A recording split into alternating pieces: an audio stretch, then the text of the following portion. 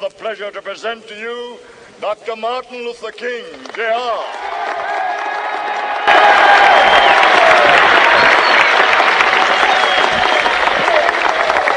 I am happy to join with you today in what will go down in history as the greatest demonstration for freedom in the history of our nation.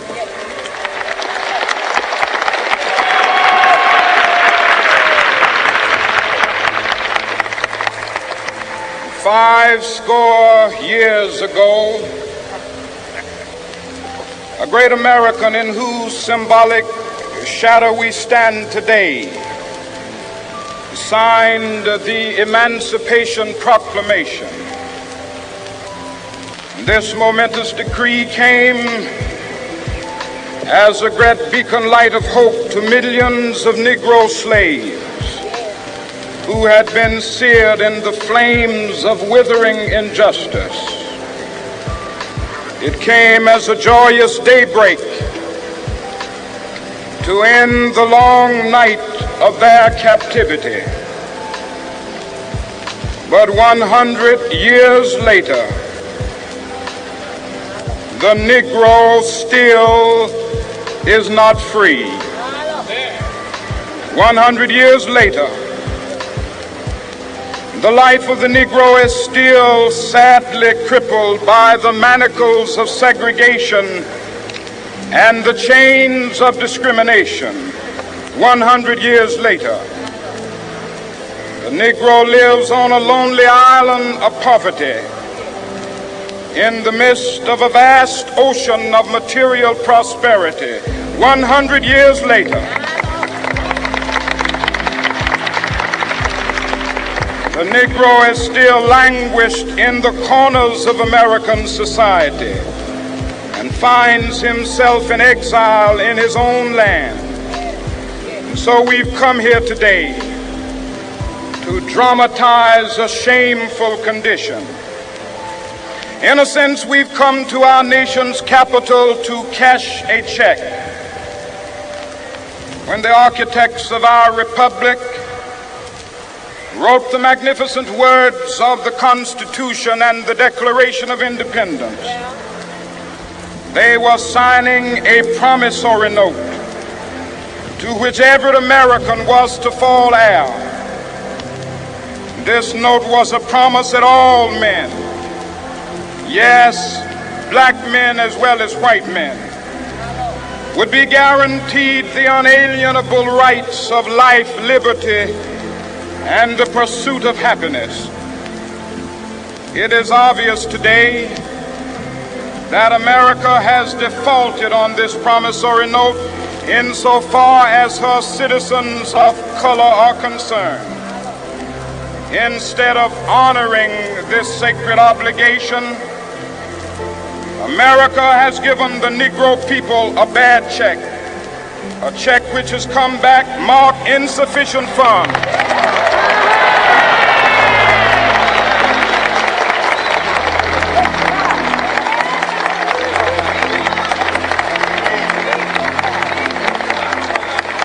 But we refuse to believe that the Bank of Justice is bankrupt. We refuse to believe that there are insufficient funds in the great vaults of opportunity of this nation. And so we've come to cash this check, a check that will give us upon demand the riches of freedom and the security of justice.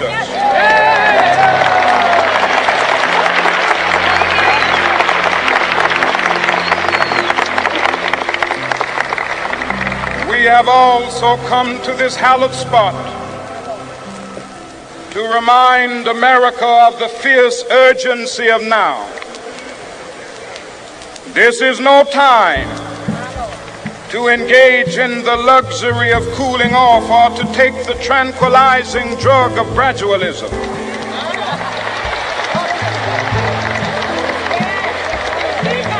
Now is the time to make real the promises of democracy.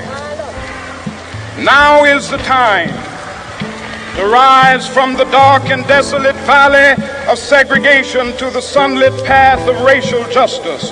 Now is the time to lift our nation from the quicksands of racial injustice to the solid rock of brotherhood. Now is the time to make justice a reality for all of God's children. It would be fatal for the nation to overlook the urgency of the moment. This sweltering summit of the Negro's legitimate discontent will not pass until that is an invigorating autumn of freedom and equality. 1963 is not an end, but a beginning. Those who hope that the Negro needed to blow off steam and will now be content will have a rude awakening if the nation returns to business as usual.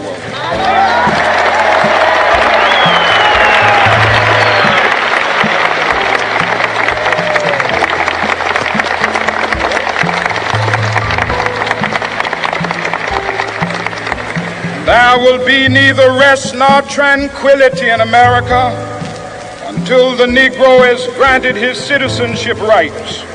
The whirlwinds of revolt will continue to shake the foundations of our nation until the bright day of justice emerges. But that is something that I must say to my people who stand on the warm threshold which leads into the palace of justice. In the process of gaining our rightful place, we must not be guilty of wrongful deeds.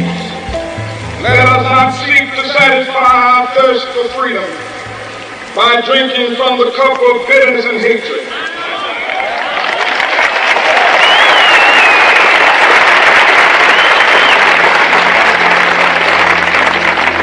We must forever conduct our struggle on the high plane of dignity and discipline. We must not allow our creative protests to degenerate into physical violence. Again and again, we must rise to the majestic heights of meeting physical force with soul force. The marvelous new militancy which has engulfed the Negro community must not lead us to a distrust of all white people. For many of our white brothers, as evidenced by their presence here today, have come to realize that their destiny is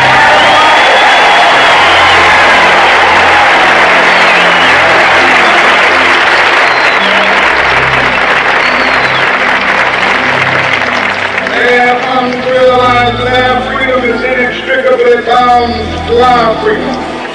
We cannot walk alone. As we walk, we must make the pledge that we shall always march ahead. We cannot turn back. There are those who are asking the devotees of civil rights, when will you be satisfied? We can never be satisfied as long as the Negro is a victim of the unspeakable horrors of police brutality. We can never be satisfied as long as our body is heavy with the fatigue of travel, cannot gain lodging in the motels of the highways and the hotels of the city.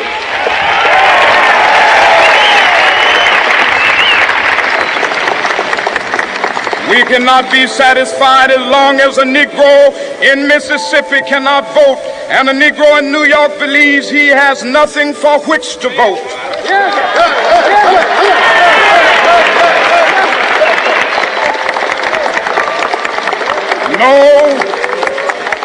No, we are not satisfied, and we will not be satisfied until justice rolls down like waters and righteousness like a mighty stream.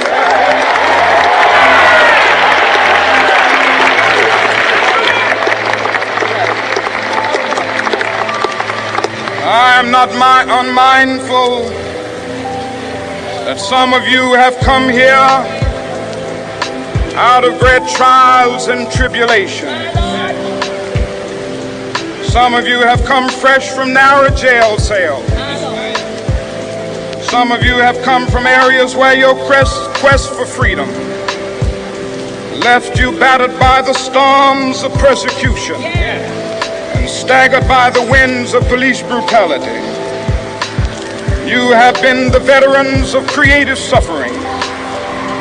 Continue to work with the faith that unearned suffering is redemptive. Go back to Mississippi. Go back to Alabama. Go back to South Carolina. Go back to Georgia. Go back to Louisiana. Go back to the slums and ghettos of our northern cities, knowing that somehow this situation can and will be changed. Let us not wallow in the valley of despair. I say to you today, my friend,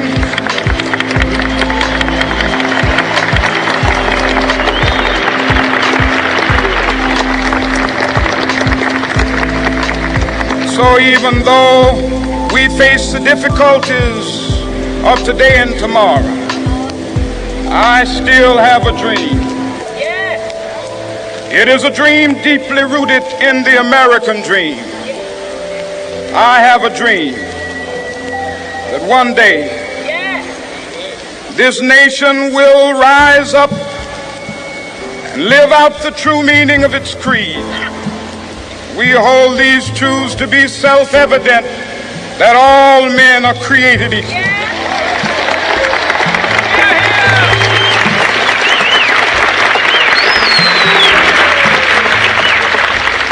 I have a dream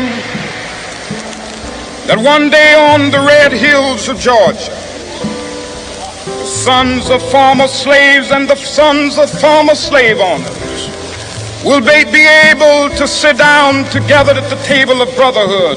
I have a dream that one day even the state of Mississippi, a state sweltering with the heat of injustice, sweltering with the heat of oppression, will be transformed into an oasis of freedom and justice. I have a dream that my 4 little children will one day live in a nation where they will not be judged by the color of their skin, but by the content of their character. I have a dream today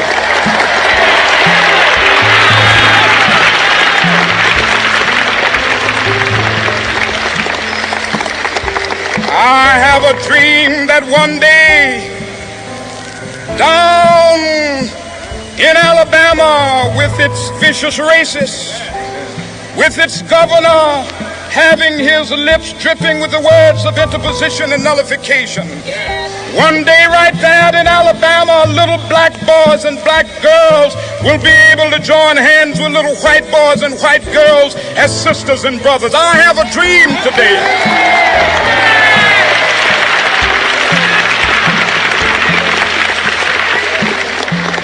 I have a dream that one day every valley shall be exalted, and every hill and mountain shall be made low. The rough places will be made plain, and the crooked places will be made straight. And the glory of the Lord shall be revealed, and all flesh shall see it together. This is our hope. This is a faith that I go back to the South with. With this faith, we will be able to hew out of the mountain of despair a stone of hope.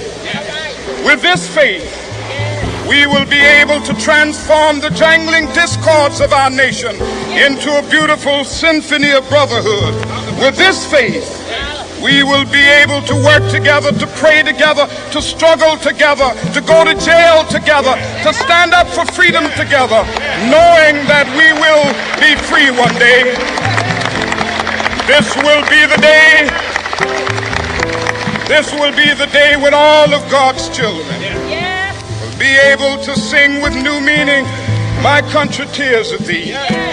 Sweet land of liberty, of thee I sing. Land where my fathers died, land of the pilgrim's pride. From every mountainside, let freedom ring. And if America is to be a great nation, this must become true. So let freedom ring. From the prodigious hilltops of New Hampshire, let freedom reign.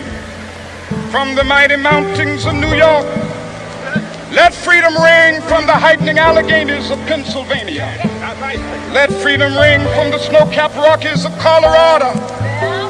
Let freedom ring from the curvaceous slopes of California. But not only that, let freedom ring from Stone Mountain of Georgia. Let freedom ring from Lookout Mountain of Tennessee. Let freedom ring from every hill and molehill of Mississippi, from every mountainside. Let freedom ring, and when this happens,